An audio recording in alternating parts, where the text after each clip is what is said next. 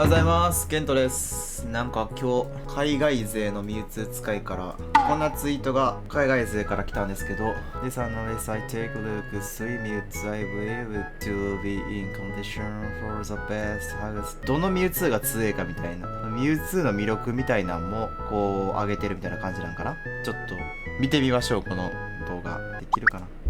外国人Characters are the backbone for every fighting game, from their personality to overall game feel. And for Smash specifically, choosing a main opens you up to a brand new community of players who share your character. Naturally, this results in each base rooting for their characters whenever they appear at tournaments, and the vast majority of them have a player at the top level, pushing their main to the absolute limits.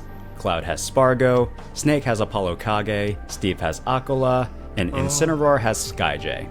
However, some characters are still left looking for a top player to truly showcase their potential. I am, of course, talking about Mewtwo.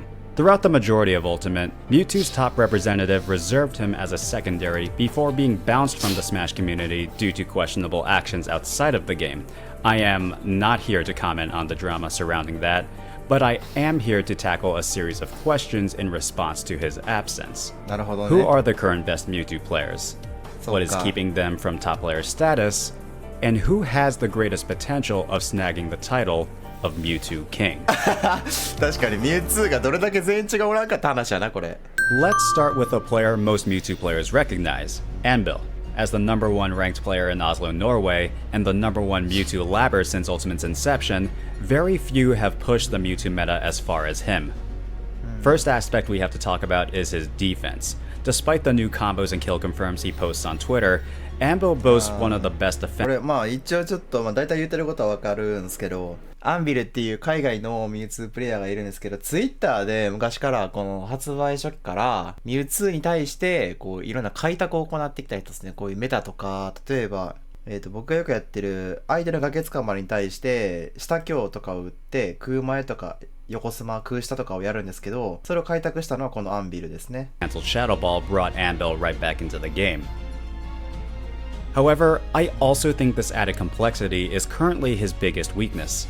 Because of how much physical and mental energy it takes, Anvil has been a bit vulnerable in longer bracket runs. As sets go long, he tends to opt for a more bare-bones playstyle. He isn't moving nearly as fluidly as he was 2 games ago. うわこれちょっと待って弱点と長所と弱点をめちゃくちゃ指摘されるんじゃない？これ今思ったけど、今見てて思ったけど、これめちゃくちゃ強みと弱みをものすごい指摘されてしまうんじゃない？いや、そうやんな。まあ、行くか。とりあえずこういう感じのことね。Last but certainly not least is a Japanese player who made a name for himself during the pandemic, Kento. Now, if I'm being honest, Kento is a difficult player to analyze, mostly because the vast majority of his tournaments are online. While I firmly believe Kento can place well at offline events, the online environment he plays in is an important asterisk I have to include in this analysis. That aside, let's get into it. As we've seen, the 2 previous Mewtwo's have honed in on a specific part of their game. Anvil has labbed out Shadow Ball tech in neutral, while Remren turned Advantage State into her personal playground. Why am I bringing this up? Well, it's because Kento's Mewtwo plays a jack-of-all-trades style, with a well-balanced game plan that is decent at everything. While the lack of specialization can be worrisome, he makes up for it with his speed. Out of the 3, Kento by far plays the highest motor Mewtwo, taking advantage of his top-tier movement to grind positioning and force his opponents into immediate reactions. He fast falls his neutral air to land, and while Yara does a good job at spot dodging the down tilt, Kento spaces well to avoid the cross-up and jab him off stage to bring the game back to even. He also loves these retreating Shadow Balls to condition jumps. Here he dashes back to whiff punish the Nair, and look at his positioning off stage, using confusion to stall himself to fall with Wolf and back airs on reaction. Fast forward to the last stock, and again we see Wolf off stage, Kento stalls with confusion, but this time Higusaki tries for a high recovery, and Kento's positioning allows him to react with a double jump bear. Really, his fundamentals and speed allow the rest of his game to shine. He down tilts to force a jump and low profile to forward air, up airs to catch the immediate landing, while confusion is brilliant Mewtwo platform pressure before ending in a double disable. But despite having a well-rounded game plan, Kanto does have some areas of improvement. As the nature of being decent at everything, there isn't one particular area he excels at. He seems to forfeit various techniques in order to keep up with the rapid-fire movement. He basically never tap shield cancels, nor does he charge jump cancel, vital tech for Mewtwo to know. This might be online, but Kanto is also pretty inconsistent with his combo execution, especially compared to other Mewtwo's. Correct timing on this fastball would have led to more damage, and he misses around 2 to 3 of these in a given set. なるほどね。 Also, he has a bad habit of jumping out of disadvantage, and this is especially problematic for a character with as slow a double jump as Mewtwo. これちょっと待って。これ効くな、ダメージ。まあ、要するにコンボ能力下手っていう。このセットアップの安定したコンボが伸びてないのと、ひよってると、ジャンプでひよってたりするみたいなことを聞くな、これ。あんまここまでね、まあ、コーチングとかなかったから俺。聞くな、プロでもないからな、俺は。Here he doesn't even realize he burned his jump out of the jab and he dies at 20. あ、これほんまあかんかったな。 Given these shortcomings, main speculations around Kanto are twofold. Number 1, to what capacity can he implement modern Mewtwo tech? And number 2, how does this game translate to an offline environment? I am admittedly confident in his upside based off the speed he plays at, but only time will tell what advancements he makes to get to that next level.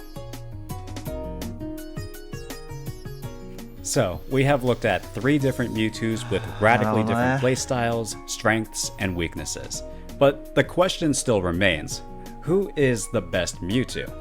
As you can see, it's not a simple answer, as I believe each of them are the best at specific aspects. Anvil clearly has the most knowledge and has the best defense of the character, Rem has one of the nastiest advantage states, and Kanto plays at a speed that top level players should be playing at. I firmly believe all of them have the ability to get to that top player level if they shore up their respective weaknesses, but if I had to choose one, and I really don't want to, I would give the Mewtwo crown to Anvil, simply because I think his playstyle has the highest ceiling, and it will only get faster with experience. But regardless of who I think is the best, the takeaway of this analysis is just how versatile and unexplored Mewtwo is. As it stands right now, we don't know what is the quote-unquote correct way to play Mewtwo. All we can do is keep pushing ourselves and this character to the absolute limit. Thank you very much for watching. I hope you enjoyed it and learned something useful. If you did, let me know by leaving a like and subscribing for more Smash Ultimate content. Big shout out. なるほどね。なるほど。いやー、最近いろんなゲームやってたりとかして、その人とかやってないんですけど、ずっと、まあそうですね。悔しいですね。確かに。そうなんだよな。もったいねえんだよな。もったいねえんだよな。っていうね。海外から突然送られてきましたけど、この動画が。確かにな。光栄ですね。こうやって評価していただけるのは。まあ、オンしか出てねえからわかんねえけどな、お前は、みたいな。オフ出ろよ、もっと、みたいな。そんな感じでもあるんでしょうね。はい。というわけで、海外ミュウツーからの評価の動画でした。面白かったら、チャンネル登録と高評価お願いします。では、失礼いたしました、今日は。